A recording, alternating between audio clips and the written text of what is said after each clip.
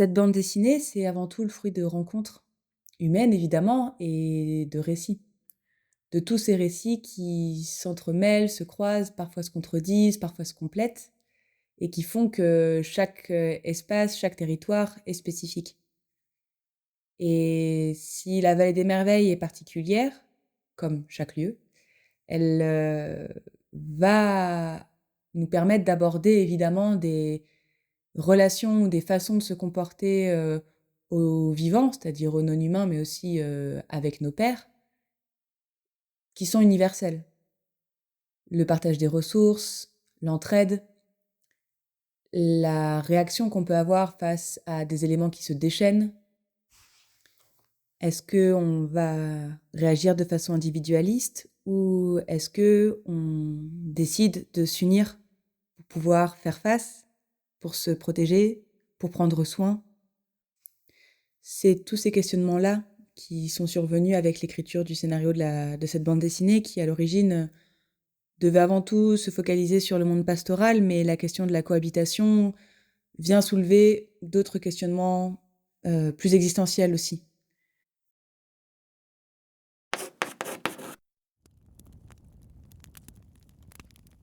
Moi, je me souviens que tu étais venue aussi et tu me disais, ce qui serait chouette, ce serait de pouvoir parler d'autre chose que uniquement des problèmes avec le parc, du loup, des lois qui sont absurdes, et que plutôt utiliser limite la bande dessinée comme un prétexte pour pouvoir les faire parler et aussi montrer la subtilité des choses. À la base, c'était vous allez croiser un patou et ça va bien se passer. Vous allez croiser un chien de protection et ça va bien se passer. Et au fur et à mesure de me dire, mais en fait, il y a trop de choses à faire. Et ça a explosé quoi dans ma tête. Et après, de croiser tous ces bergers hyper différents. Et c'est vrai que c'était une bonne porte d'entrée. De dire, j'ai envie qu'on fasse une BD et qu'est-ce que vous avez envie de raconter qui vous fait le plus vibrer dans votre boulot. Et puis en plus, je me suis pas appesantie sur une personne. Ouais, genre parce que si t'as les bergers, t'as toujours les grandes gueules ou les représentants qui aiment parler ou qui savent parler. Et là, je me suis dit, et tu vas pouvoir mettre 3 heures à aller dans un alpage, voir ce berger-là que personne n'a vu depuis des années. Et moi, dans ma tête, de me dire, ben voilà, dans cette BD, on va pouvoir aussi avoir un avis plus diversifié. Voilà. Donc ça a commencé comme ça. L'idée, c'est de dire que ce qui peut arriver de pire à un berger, c'est de dérocher. Ça veut dire que tout ton troupeau, il s'embarque et il saute dans un précipice. Ils ont la vision qui foire, il y a tout qui foire et tu perds tout ton troupeau, ou en tout cas une majorité de ton troupeau comme ça. Et c'est l'enfer, quoi. Tu les retrouves en bas du précipice, c'est dégueulasse. Après, le lendemain ou rapidement, tu as les vautours qui passent et tout ça, c'est le cauchemar. Et ce que je voudrais, c'est que cette scène, on puisse la voir aux merveilles et qu'elle soit un peu réaliste. Moi, je voulais faire une BD un peu éducative, mais pas chiante, enfin pas... j'essaie de pas dire un gros mot, mais pas soporifique ou pas trop un peu moralisatrice, mais de dire sur le ton de l'humour, t'es un touriste, tu viens dans la montagne et tu vas enchaîner les bêtises.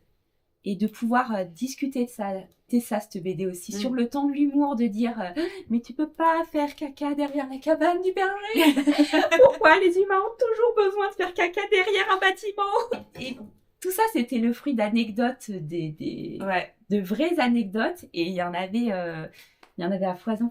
Et qu'au début, ça devait être une aventure de 2 personnes, plutôt nous même en l'occurrence. Oui. Et qu'en gros, on allait de cabane de berger en repas partagés, ce genre de choses. Et ça, c'était un peu un défi dans le scénario, c'était d'éviter de faire vraiment une intrigue à tiroir, c'est-à-dire que limite juste une sorte de catalogue. Et tout l'enjeu, ça avait été de maintenir un petit peu la colonne vertébrale. Il y avait à la fois ce côté...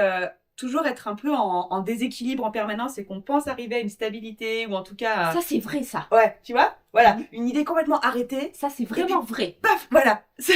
Et paf, ça se casse la gueule parce que le personnage qui arrive va donner un autre point de vue mais complètement différent.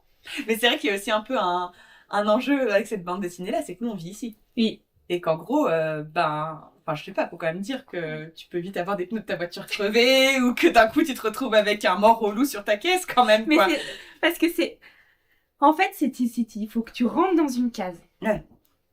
Tout le temps. Est-ce que t'es écolo? Ah, ben si t'es écolo, t'es pas pour les bergers. Alors là, tu te dis, mais enfin non, merde, ça a pas de sens ce truc, quoi, tu vois. Genre, oui, mais parce que si t'es écolo, ça veut dire que t'es pro-parc, et si t'es pro-parc, ça veut dire que t'es anti-berger, et nani-nana. T'as toujours une espèce de pression de T'appartiens à un groupe, clan, ouais. de collectif, où t'appartiens à un clan, et où à qui va ta loyauté. Alors qu'en fait, il faut absolument travailler ensemble, parce que tout le monde a un bout de réalité et de données, de vraies données. Parce que les bergers, ils connaissent hyper bien les loups, parce que les scientifiques, ils vont avoir du matériel et ils vont avoir une autre vision des choses, parce que le touriste, il va te permettre de manger. Mais en fait, parlons. Ouais. Et mangeons du touriste. Ah non, mais bien sûr, l'idée c'est de l'avoir en librairie et surtout qu'il puisse y avoir des publics qui ne connaissent rien du tout à cette vallée, qui n'y connaissent rien à la montagne et qui quand même se marrent et qu'en gros on arrive à toucher un public qui est pas habitué à ça, quoi. En gros, que ça sorte des montagnes, que ça sorte de la vallée et que ça amène à se questionner. Tous les paysages sont réels, Oui. que toutes les histoires sont réelles et que tout ça, ça puisse revenir à la mémoire des personnes qui viennent, et c'est un peu peut-être ce titre, hein, ceux qui viennent, qui débarquent là dans ces montagnes et qui trouvent aussi des histoires qui sont pas que les histoires du néolithique ou qu'on raconte dans les musées, etc., mais que c'est aussi juste du vivant et que c'est encore très présent en fait, cette culture de la montagne. Oui. Ça serait déjà une belle réussite. Oui. En gros, que les personnes puissent lire cette BD et puissent la relire une deuxième fois et se rendre compte qu'en fait, il y a plein de scènes en arrière-fond, qu'il y a aussi tout un savoir qui est posté ça et là. Et que oui, en fait, là, il y a du rhododendron, mais que le début de la BD, c'est en juin, donc le rhododendron, il n'est pas en fleurs, mais qu'après, on le voit qui est... Et après, prendra qui veut et qu'il y a plein de strates, en fait, d'interprétation. Derrière chaque planche, et même si ça a été des bons gros moments de marade, il y a aussi tout un travail de recherche de fond, que, en gros, si on a choisi ce bousier-là, c'est aussi pour parler de la question des pesticides qui sont obligatoires pour les troupeaux, et donc ça tue aussi une biodiversité, la macrofaune. Tout le choix des fleurs.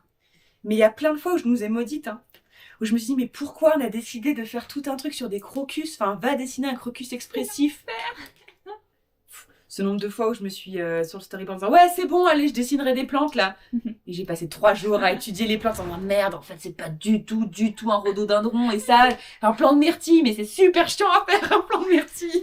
Ce sauvage qu'on idéalise, qu'on mystifie, dont on a peur, qu'on piétine, sur lequel on crache. Et donc, en fait, c'est toute cette variation et qu'en fait, on est tout à la fois et qu'on n'est pas une posture de saint, ni quelqu'un de foncièrement mauvais. Et que des fois, on pense pouvoir faire le bien alors qu'en fait, on va complètement nuire et réciproquement. Et en fait, je trouve que c'était un peu une leçon à la fois de remise en question, de... Voilà, nos actions. On avait envie de ça, on avait envie que les gens ils ferment la BD en disant ok, je sais J'ai rien compris. j'ai rien compris. On est tous le berger ou le touriste de quelqu'un. C'est ça. Le rire, c'était aussi une façon de... C'est une espèce de pudeur, ça te permet de mettre un peu à distance, ça permet de laisser une respiration aux gens. Lisez, ça développe l'empathie. Lisez, ça développe l'empathie, c'est ça qui va nous sauver en fait. Ouais, je crois que ça serait c'est ça. Lisez. Lisez la BD. C'est aussi un parcours un peu initiatique d'un personnage complètement ingénu qui apprend peu à peu les codes et surtout qui s'approprie ou en tout cas qui découvre cette culture de la montagne qui est toujours très vivante, qui n'est pas du tout hors du temps ou hors sol, bien au contraire, et qui, grâce à cette culture, va pouvoir appréhender vraiment cette nature. Parce que quand on parle d'un environnement, si on n'a pas les codes pour pouvoir déchiffrer ce qu'on perçoit, on peut passer complètement à côté.